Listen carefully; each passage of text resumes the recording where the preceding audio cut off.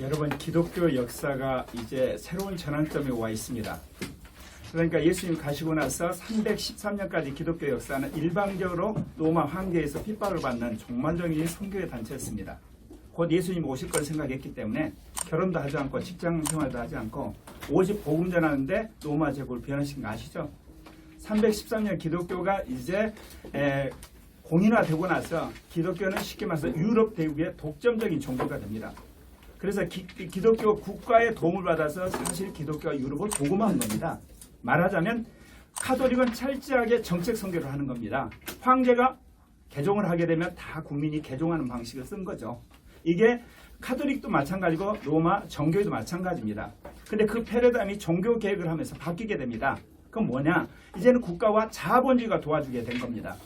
여러분이 아는 것처럼 유럽 대륙이 어떻게 북아메리카, 남아메리카, 그리고 오세아니아, 아프리카를 가겠습니까? 여러분, 자본주의 시스템을 가지고 강력한 하나의 과학 문명과 경제적 시스템이 오늘날 세계를 선교하게 한 겁니다. 근데 그게 1945년 2차 대전으로 끝났습니다. 이제 더 이상 국가나 자본주의 시스템 기독교 도와주지 않습니다. 이제는 교회가 스스로 서야 될 때가 온 것입니다. 흔히들 말하는 다원화 시대가 된 겁니다. 그러니까 예전에는 가장 강력한 것이 국가고 그 다음에 기업이었습니다. 그리고 종교였는데 이제는 오늘날 다원화 시대는 노조, 그리고 정부, 그 다음에 정당, 법원, 그 다음에 언론, 그 다음에 시민단체, 그 다음에 가정, 종교, 학교 모든 단체가 각기 일정 지분을 가진 다원화 권력 시대입니다. 이 시대에 이거를 비집고 들어온 것이 여러분이 아는 것처럼 그야말로 동성애 정체주의입니다. 한마디로 모든 단체의 인권 이데올로기를 유포를 시켜서 기독교를 고사시키는 방식으로 기독교를 지금 가둬버린 겁니다. 그렇기 때문에 인권이라는 이 한마디에 사람들이 인권 전체주의에 완전히 속아서 기독교마저도 거기에 손을 들어주면서 어떤 식으로 했냐. 처음에 이것을 시작할 때 인권운동으로 시작하고 그 다음에 페미니즘으로 시작하고 그 다음에 소수자 인권으로 시작한 다음에 거기다 성평등이라는 단계를 또 갑니다. 그리고 나서 성소수자 인권, 그리고 동성애 차별 금지법, 그 다음에 부부결혼 합법화, 동성부부 합법화죠. 그 다음에 동성부부 자녀 입양권, 그 다음에 청소년 성적 결정권, 양성가정 해체. 이게 아주 점진적으로 그리고 민주적 방식에 의해서 국회를 통해서 이루어져 가기 때문에 지금까지 있었던 그 어떤 전체주의와도 다른 아주 독특하면서도 교활한 전체주의가 출현한 겁니다. 여러분이 아는 것처럼 히틀러가 했던 전체주의란 것은 선전선동에 의해서 언론에 의해서 일시에 권력을 장악해서 전체주의로 간 겁니다. 그러니까 한 4년 사이에 독일이 완전한 전체국가가 돼서 전쟁을 해버린 겁니다. 여러분이 아는 공산주의도 몇 개월 사이에 폭력혁명으로 국가의 상권을 장악해서 하는 한마디로 전체주의인데 이 동성애 전체주의는 절대로 그렇게 하지 않습니다. 처음에 인권법을 통과시킵니다. 그 다음에 소수자 인권법을 또 통과시킵니다. 그 다음에 나중에 성소수자 개념을 집어넣어서 성소수자에 대한 인권을 통과시킵니다. 그 다음에 이제 뭐냐, 거기다가 이제 동성결혼 합법화, 그 다음에 동성애 차별 금지법, 그 다음에 동성부부 이제 재산이나 연금을 갖지 않은 부부의 합법화, 자녀 입양권, 이런 식으로 가기 때문에 한번 물리기 시작하면 서서히 물리다가 나중에 벌써 깨달았을 때는 교회는 꼼짝없이 합법적인 테두리 안에서 고사돼 버린 것이 지난 20년 동안 서구라파에서 동성애 전체주의 당한 겁니다.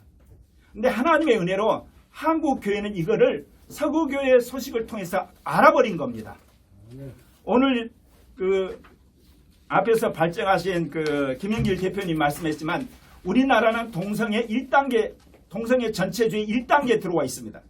그건 뭐라는 말이냐면 국가인권위의 성적 지향이라는 것 때문에 모든 공무원이나 대기업에 있는 직원들 그리고 공기업에 있는 사람들은 동성애에 대해서 어떤 언급을 하게 되면 인사상 불이익을 얻습니다. 그리고 실제로 왕따를 당하고 이런 상황이 됐기 때문에 1단계에 들어와 있는 겁니다. 심지어 그것 때문에 학교라든지 모든 데서는 이 동성애를 인권으로 가르치게 되고 자연스러운 성행위로 가르치는 교과서까지 나오는 상황이 된 겁니다. 우리가 다시금 이거를 다시 거꾸로 한마디로 바꿔야 되는 겁니다. 그래서 그걸 삭제하지 않으면 2단계로 가는 겁니다. 이제 2단계가 뭐냐? 동성애 차별 금지법이 통과되는 겁니다. 3단계가 되면 이제는 아예 동성애에 언급하게 되면 이제 종교단체나 기독교마저도 범죄자가 되고 벌금을 물게 되고 이제 신학교마저도 이제 동성애 교수가 동성애를 가르치는 단계까지 가버리면 서구라처럼 기독교는 이제 끝장이 나는 겁니다. 그런 의미에서 이 동성애 전체주의는 인류 역사상 우리가 전혀 경험하지 못한 전체주의입니다. 민주적이고 합법적이고 점진적으로 사람들을 완전히 고사시키는 방식입니다. 그래서 오늘날 수많은 좌파 언론들과 그리고 좌파 기독교 단체에서 우리를 혐오로 모는 이유가 뭐냐? 왜 가짜 뉴스냐? 왜 유포하느냐? 어떤 의미에서 자기들이 말이 맞는 거지만 실은 1단계에 들어왔기 때문에 1단계를 진입하면 2단계, 3단계로 가버리는 겁니다. 그래서 오늘날 수많은 기독교 단체와 시민단체들, 교회가 이 성적 지향, 이거를 삭제하는 데 방법은 딱 하나입니다. 총선과 대선에서 반동성애 정당과 반동성애 인사가 그야말로 당선이 되어서 성적 지향이라고 하는 이 단어를 삭제하는 그 정치 행위 없이는 이건 절대로 해결되지 않습니다. 아무리 NF에서 1000만 부 서명 가져도 이 권력을 가진 집단들이 그거 잘 알겠습니다. 끝나는 겁니다. 심지어 여러분 금시간이나 뭐를 해서 데모해도 절대로 그들 고치지 않습니다. 그런 의미에서 이 동성애 전체주의와의 싸움은 결국은 정치투쟁입니다. 그런 의미에서 여러분들 이 부분에 대해서 분명히 써주시길 바랍니다. 동성애라고 하는 윤리적 문제에서 시작했지만 마지막 골은 동성애 전체주의란 정치적 문제입니다. 그래서 국회에서 법을 그것을 그야말로 삭제해야 되고 행정부가 모든 지금까지 했던 동성애 우호적인 행정조처 그만둬야 되고 법원에서 이제 법이 바뀌었을 때 모든 지금까지 판결을 뒤집는 일이 일어나지 않고는 우리나라가 동성애 전체주의에서 완전히 해방될 수가 없습니다. 그래서 그중에 그들이 이제 노리는 것 중에 하나가 젊은 세대, 어린 세대를 동성애 전체주의로 세뇌시키는 교육 현장입니다.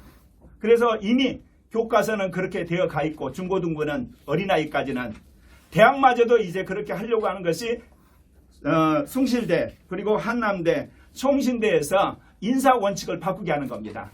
그래서 지금까지는 세례교인 또는 그 예수를 믿는 사람 또는 신앙을 고백하는 사람을 교직원으로 채용했는데 이 부분에 있어서 그 조항을 한마디로 고치라는 겁니다. 인사원칙을. 그리고 정광을 완전히 고치라는 겁니다. 그 이야기는 기독교 대학으로서 이제 정체성 끝나는 겁니다. 제가 이게 빠른 시간 안에 읽어드리겠습니다. 이제 최근 국가인권위는 기독교 대학의 교직원 채용에 대한 간섭을 노골하고 있다. 국가인권위가 기독교 대학인 종신대와 숭실대, 한남대 등에 대하여 교육 채용 시 비기독교인을 배제하지 말라고 공고하였다. 이것은 헌법이 보장하는 종교의 자유와 기독교 대학의 자주성을 방해하는 행위로서 대한민국 건국의 초유의 폭거이다. 이에 한국교회연합회는 초헌법적이며 초법적인 행위를 일삼는 국가인권위에 대해 다음같이 경고한다. 첫 번째, 기독교 대학의 정관을 고치라는 국가인권의 요구를 단호하게 거부한다. 여러분, 헌법이 바뀌지 않았습니다. 법이 바뀌지 않는 상황에서 이미 교육부가 인정한 정관을 고치라고 하는 행위는 그야말로 이거는 범법 행위입니다. 어떻게 해서 정관을 고치라고 명령할 수 있습니까? 그런데 그들이 들이대는 것이 뭐냐? 교직원에 어플라이 했던 비기독교인들이 국가인권위원회에 한마디로 말해서 차별행위로 신고를 한 겁니다. 그렇기 때문에 이 정관을 고치라고 명령한 겁니다. 여러분, 인권이 뭡니까? 근본적인 우리 인권에 대한 정의를 다시 해야 됩니다. 제가 여기 유인문에 말했지만 인권이란 것은 개인이나 공동체가 선을 행할 권리입니다. 악을 제어할 권리인 겁니다. 그런데 오늘날 인권은 뭡니까? 선을 한마디로 말해서 억누르는 권리입니다. 그리고 악을 조장하는 것이 그야말로 인권으로 둔갑한 겁니다. 그런 의미에서 오늘 우리가 말한 나쁜 인권이란 뭐냐? 선을 회방하는 인권, 그리고 악을 조장하는 인권은 나쁜 인권인 겁니다. 그러나 우리가 선을 행하려고 하고 악을 싸우는 인권은 좋은 인권입니다. 그런 의미에서 여러분이 인권에 대한 개념을 이제는 두 개로 나눠서 말씀하셔야 하는 겁니다. 중화적인 인권이라는 단어를 써버리면 그 안에 나쁜 인권이 들어오는 겁니다. 선을 파괴하고 악을 조장하는 인권이 버젓이 인권으로 한마디로 둔갑해서 선한 인권을 잡아먹는 시대가 된 겁니다. 그런 의미에서 그들은 기독교 정관을 고치려고 하는데 결단코 우리는 이거를 용납할 수가 없습니다. 두 번째, 국가인권위가 인사원칙 바꾸라는 겁니다. 한마디로 말해서 세례 교인이라는 원칙이라든지 믿는 원칙이라는 그 조항도 고치라는 겁니다. 기독교 대학에서 믿는 사람을 채용하지 못하면 더 이상 기독교 대학이 아닙니다.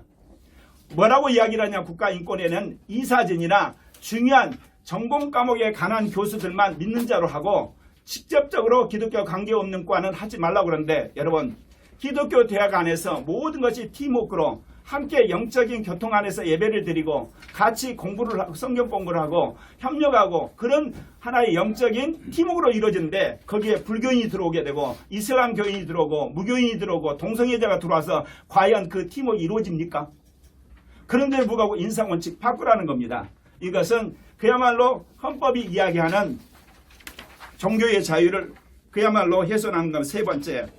국가인권위원회가 종교의 자유를 했는데, 여러분이 이것 때문에 제가 헌법까지 공부하게 됐는데요. 놀라운 것은요, 왕정에서 공화정으로 바꾸는데 초기 주자였던 영국이나 미국이나 프랑스 헌법을 보면 놀랍게도 헌법이 전부 상권 분리에 관한 이야기로 시작합니다.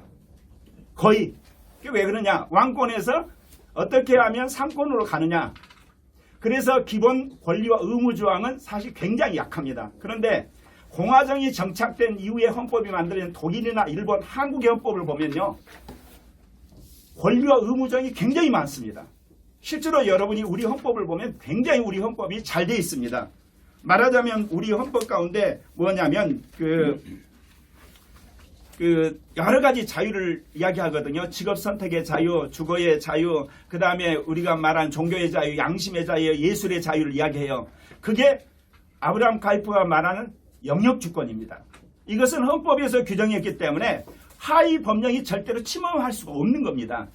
그런데 오늘날 인권운동하는 사람들이 가지고 있는 헌법 개념이 미국과 영국과 우리가 흔히 말하는 프랑스 개념을 가지고 한국 헌법을 뒤집어서 적용하는 겁니다. 한국은 철저하게 사회 영역의 주권, 그 다음에 사회 주권을 이미 헌법에서 먼저 상권 이전에 말하고 있는 겁니다. 그러니까 오늘날 국가인권위원 자체가 아주 탈법적이고 초법적인 실은 행위를 하고 있다는 겁니다. 네 번째로 보시면 실제로 알고 그것이 분명하게 되는데요. 여러분, 우리 헌법에서 인정하는 평등이 세 가지가 있습니다.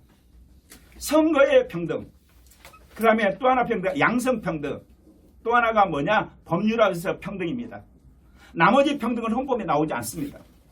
그리고 차별 금지는 종류가 성별, 종교, 사회 신분입니다. 근데 여러분, 국가인권위헌법 2조 3항을 보십시오. 헌법에서 규정하지 않는 평등 조항을 잔뜩 써놨습니다. 이것 자체부터가 이미 촉법적인 한마디로 발상으로 법을 만든 겁니다. 언제 되면 이것 우리가 투쟁을 해서 헌법재판소에 투쟁을 해서 이거 완전히 이 법률 폐기해야 됩니다. 왜?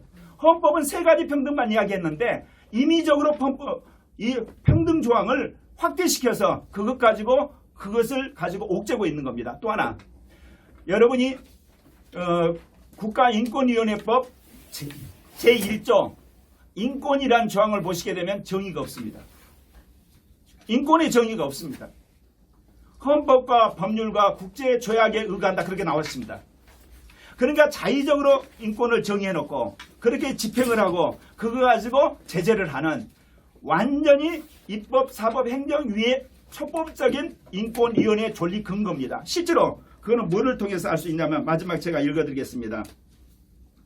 최영애 국가위원장은 홈페이지에서 밝힌 인사말에서 이렇게 이야기합니다.